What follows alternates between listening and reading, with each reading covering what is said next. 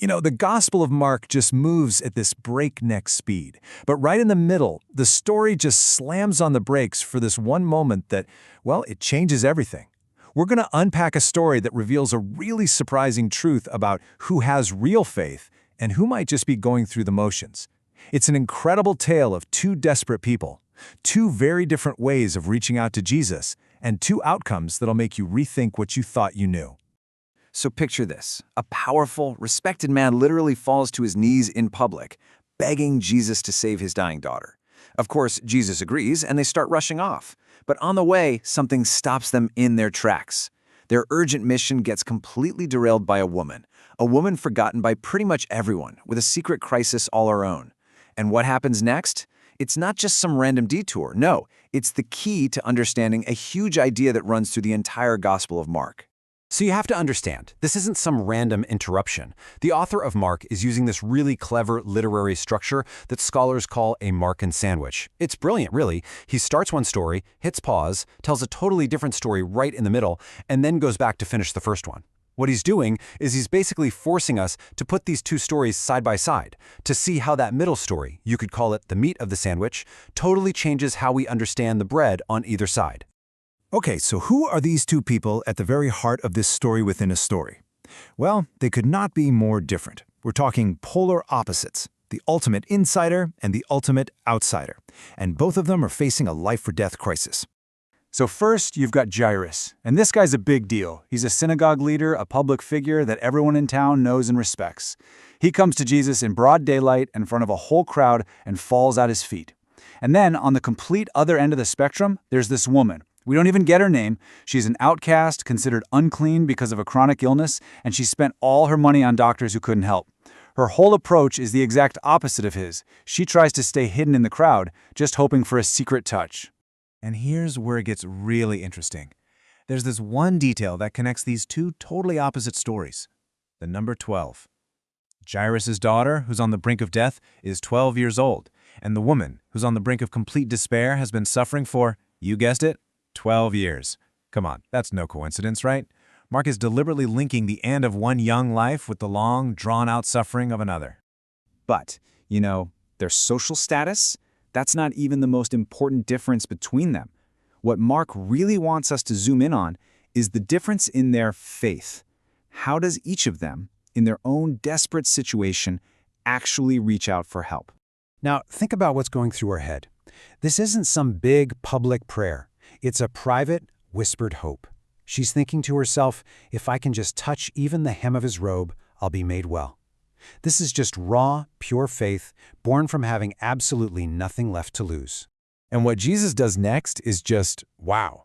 It's this brilliant moment of transformation. He doesn't let her miracle stay a secret. He stops the entire procession to find her. And instead of scolding her for making him unclean, he pulls her out of the shadows. He calls her daughter.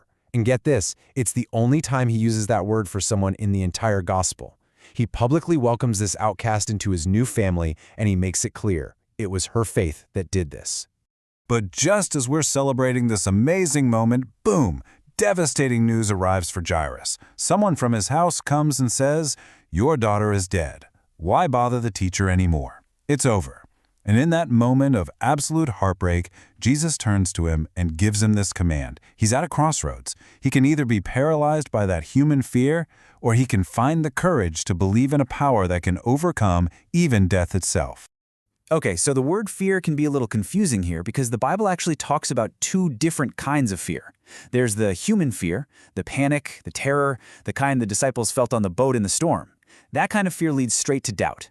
But then there's godly fear. And that's more like awe or reverence. It's that feeling of being in the presence of something holy and powerful, like the woman felt. So what Jesus is telling Jairus is let go of that first kind of fear, the panic, and embrace the second kind, which really is just another way of saying, have faith. All right, let's zoom out for a second. This whole encounter, it's not just a one-off story. It's actually a perfect example of a huge pattern that runs through the entire Gospel of Mark. This pattern of outsiders being welcomed in, while insiders are constantly being challenged. So if you look closely at how Mark talks about outsiders like Gentiles, the non-Jewish people, you start to see this theme over and over again. they're almost always shown in a positive light. They're desperate, sure, but they show this incredible faith. They just seem to get who Jesus is, in a way the insiders often don't. And time again, they receive his compassion. This woman, she fits that pattern perfectly. There's this quote from Dr. Mark Jennings that just nails it. It perfectly sums up this whole journey of the outsider in Mark's gospel. They might start out feeling like they're just hoping for scraps, but by the end, their faith is so powerful that they are welcomed all the way in. They become children themselves, just like the woman Jesus called daughter. And that brings us to the final and frankly shocking twist in this whole sequence. Right after these incredible displays of faith from an insider who learned to believe and an outsider who already did, Jesus goes to the one place you would think he'd get a hero's welcome, his own hometown. So he starts teaching in their synagogue, and at first, people are blown away. They're amazed by his wisdom. But that amazement, it sours fast. It turns into skepticism. They start whispering, wait, isn't this just the carpenter, the local handyman, Mary's son? You see, their familiarity with him doesn't lead to faith, it leads to contempt. And they don't stop there. They start listing his family, people they see every single day. They're basically saying, we know this guy, we grew up with him, how could he possibly be someone special?